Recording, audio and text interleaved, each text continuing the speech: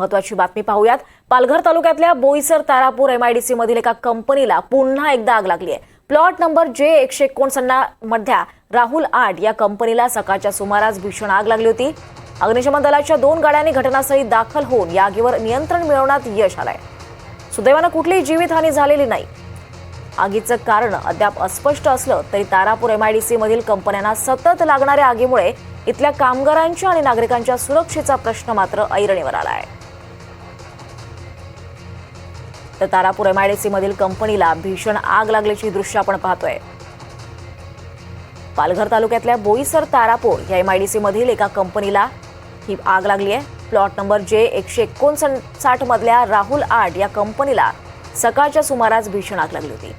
अग्निशमन दलाच्या 2 गाड्यांनी घटनास्थळी दाखल होऊन आगीवर नियंत्रण मिळवलं। सुदैवाने कुठलीही जीवितहानी झाली नाही।